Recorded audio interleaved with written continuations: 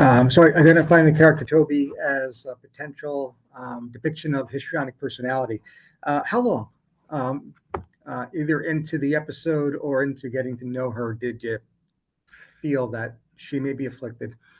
From when she first opened her mouth, I was like, the word histrionic came in, but as like the word that you learn before you go to medical school, before you learn it's like a personality disorder, just like that word as an adjective Right. without the PD next to it. Yeah. Good point. Good point. So, um,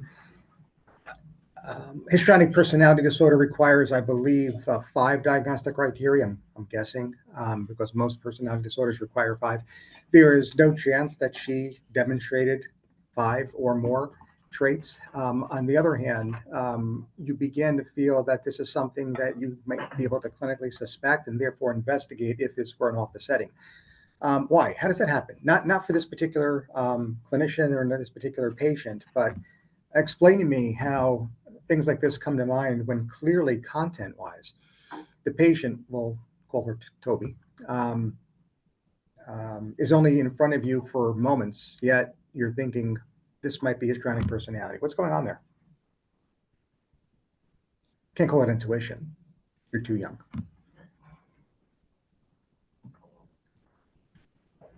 It's called countertransference. Right, countertransference is or are the feelings that people in general, certainly patients, ignite in you. Right, one of the things that readily separates psychiatric training from any other training is the 1 year of psychotherapy during their PGY3, where they learn the feelings that patients make us feel has nothing to do with us, and has everything to do with the interaction and therefore them. And when you begin to understand that, when you can acknowledge that, even when those emotions are bad, God bless you, see, it's true. The next step then would be for you to begin to understand why. Why are they making me feel like this? Why is Toby making me feel like this? And after a session where you begin to look for content and begin to ask focused questions, in this case, for example, you might actually find 5 characteristics that rise to the level, the threshold of histrionic personality disorder. So it's not content. She didn't rattle off 5 diagnostic criteria in 5 minutes. It's process. And the specific process is called countertransference. Our psychiatry residents unlearn all of the good habits our parents teach us. You shouldn't feel that way towards people. Right? That's bad. Right? Mom and dad don't want you to feel like that, think like that. You have to, especially in therapy. Because if you miss those emotions, you may miss something big. Not necessarily a diagnosis, although that could be missed too. Even things more important than diagnoses, and that is some of the things that are going on conflictually in the person sitting across your desk when you dismiss your own feelings, as negative as they might feel. Right?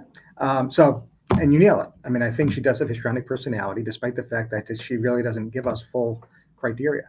Right? And it all kind of stems from countertransference. Any other observations about Toby?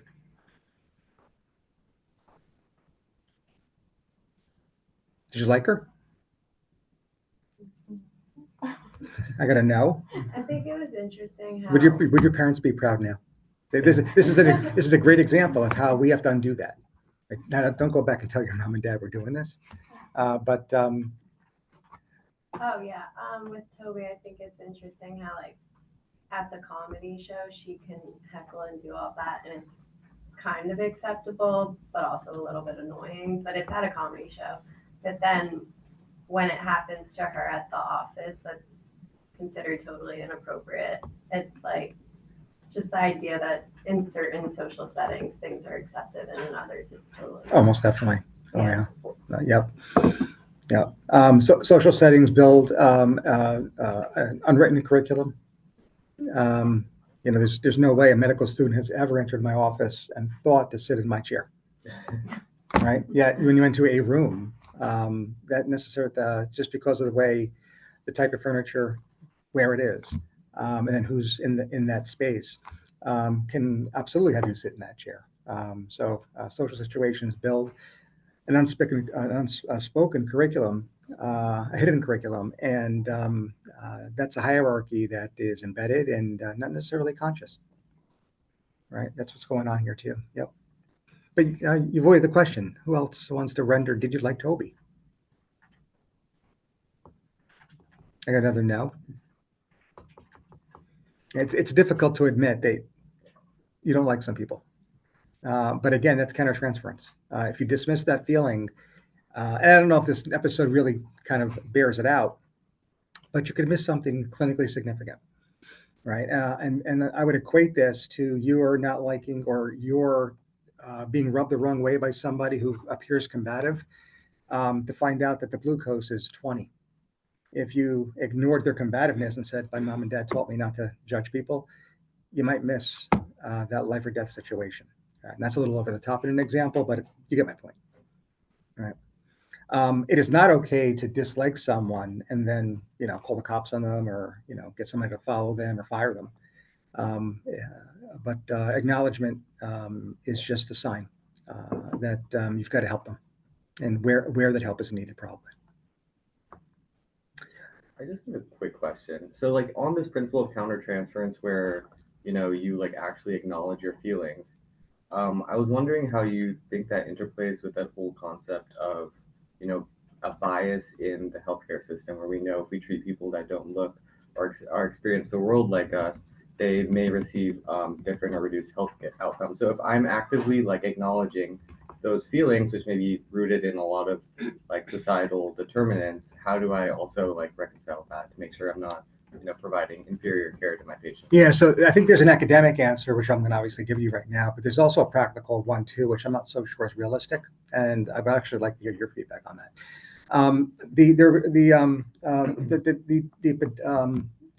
Pedagogic answer is that it's that second step, acknowledgement of a negative emotion by clinician from a patient, from a consumer, is the first step in a process.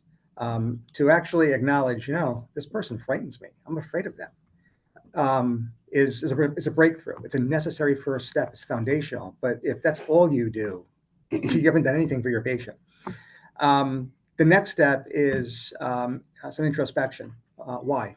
Why is it that they're making me feel like this? And the answer is going to be A, B, or C, right? It's going to be in part or due to my feelings and what baggage I'm bringing to the table, what baggage they're bringing to the table, and a combination of A and B, right? And then C, in that final step of the process, is how do I reconcile this for the betterment of my patient? I think the easy example here is the individual who notes, I don't like this person because their belief system is divergent from mine. That's the necessary first step. But if you don't do anything with that, you could easily take a negative direction. So it actually becomes counterproductive, right? The very thing that results in a potential breakthrough in psychiatry is misused, and it goes in the direct opposite direction, and that can't happen, right? So that's the teaching answer. The practical one is, well, okay, how do we? The third year in psychiatry training is wonderful because this is where our psychiatry residents learn this stuff for a year. But psychiatrists only make a small percentage, or make up a small percentage of the physicians in the U.S. So it's wonderful that psychiatrists get this, and not all of them do, but for the most part, our residents do. We get it, right? The practical answer is every discipline that interacts with patients should have X number of months, probably in their late year, their third year, maybe even some residencies their fourth year, to rotate through psychiatry to learn this stuff practically, so they can bring it into their future non-psychiatric career and vocation. That's the practical aspect, which I don't think is feasible. I don't see that happening. Matter of fact, the direct opposite is happening. The board for family medicine, the board for internal medicine used to require residents rotate through psychiatry for 1 month. But it wasn't for psychotherapy and learning this practical stuff. It was just seeing some psych illness. They've done away with that. Internal medicine now has pulled their residents from our service, and so has family practice or family medicine. Family medicine now, I think they continue to shadow psychologists in the community. And I don't know what internal medicine does, but I knew that there was a transition where 1 day a week they would be with us. X number of days a week they'd be pinched to cover other services, and 1 day a week they would do emergency room. And then the 1 day a week they were with us vanished. So they don't even get that anymore. So I'm not sure how practical it is. Back to Seinfeld, back to funnier stuff or funner stuff. What other characters do you want to discuss this morning? For George, after the fire, and pushes everyone out of the way. He really rationalizes what he does that as a defense mechanism. And again, George acts on an impulse, fight or flight. His superego did not kick in, otherwise it would have been, again, older vocabulary, women and children first. But he certainly doesn't follow that rule. His superego does not kick in. It's somewhere on vacation. It's simple hypothalamic fight or flight, and he fled. No doubt about that. Now, after whether the fire was real or not, afterwards, there's going to be the reality principle that kicks in. Why did you act like that? That's the superego now, and the superego certainly paired with others' objective opinions. What was that about? Like, I mean, I think on that point, I think Robin's response is interesting because essentially she's categorizing, like she's making a decision on the way he interacts with the world based off like whether he prioritizes his super ego versus it, essentially, and whether and how that she wants to be associated with that. It's interesting. Remember, there's multiple people have opinions on that, and even viewers. But the fact remains, he acted on as an impulse, fight or flight. It was survival for him, even if it came at the expense of others, including children. When the superego, by acting in accordance with the reality principle, conflicts with the id impulse, that causes or induces anxiety. That's what Freud, that conflict is what Freud termed anxiety. And rationalization is a product of the ego, an ego defense mechanism that dissipates anxiety caused by the conflict between the id and the superego. You see that all play out in that scene, and rationalization probably is the single best answer of what defense mechanism is employed following that scene. Quick clinical pearl on defense mechanisms. I think when Valiant first kind of categorized narcissistic versus immature versus mature, they showed up in shelf exams. Not that there were really shelf exams back then, but they showed up in shelf exams.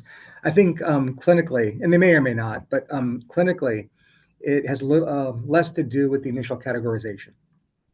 Borderline personality disorder, splitting immature, that is true, but probably not as important as one's flexibility, being able to utilize one defense along with another in exchange for yet another. That flexibility is what builds ego strength and is a protective factor against mental illness. On the other hand, rigidity has the direct opposite effect. So you could take the most mature defense like humor, and it could become very maladaptive and causal when it comes to a mental disorder. Valiant says, well, sublimation, humor, these are mature defenses. But if they're inflexible, they could cause as much damage as any of the narcissistic defenses that are flexible. So it's more of a clinical pearl. And it's, again, something we investigate in psychotherapy, especially if you employ psychodynamic psychotherapy where you believe in this stuff. Any other thoughts about George?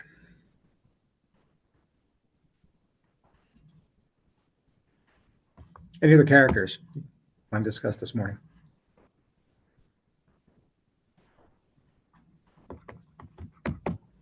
Yeah. Anybody pick up on why this episode was assigned today?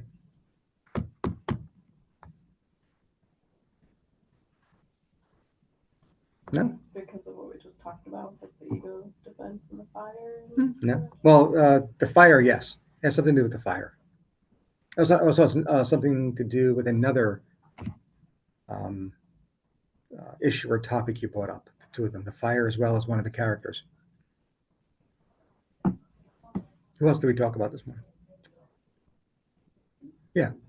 Have you ever seen another non-Seinfeld episode that has a fire in Toby? The Office. They're Is that what fine. you meant? The character name? It could be. Was there a fire in one of the episodes? There was a fire. Good for you. episode. If we were doing it, yeah, if we were doing office type an episode, that's exactly right. But that is not the reason, though. But it's correct nonetheless. Okay, well, It's not your bad. Understand Actually, that. it's actually a correct answer. It's just that we don't use the office to teach, which is that's our bad, not yours. That's paranormal activity. Oh. Yeah. So for those of you who know the franchise, you know that Toby is one of that's Hunter. Toby's the demon that's going to get Hunter. That's right. Yeah. And there's a fire that plays a major role in this franchise. If you've seen any of the sequels. All right. Well, that's just a fun fact in terms of living in October with this rotation. Final thoughts? Seinfeld, the fire. The part where the boy is like under the table and like being really disruptive while they're trying to have brunch, like that reminded me of like a year-old question where they tell you about a child being like disruptive and they're like normal behavior for ADHD. Yeah. And it's like you can't really tell because there's not more than one setting. In this case, I guess it's just like a little snapshot, but it just made me think of that. Exactly right. Yeah, and I hope that normal behavior is always choice A because it would be consistent with the way your brains need to be trained to think, irrespective of why the individual, child, parent, both, other, made the office appointment, and no matter what they tell you in terms of their chief complaint, their chief concern, it's always normal until proven otherwise. In this case, they would need to prove to me that this type of disruptive behavior is not only clinically significant but crosses social situations to begin to think of a mental disorder and perhaps in that case starting with ADHD. Right. Yep. All right, we'll leave it there. Basically, that's as much child psychiatry as I can actually muster for a week, a month even. We'll leave it there.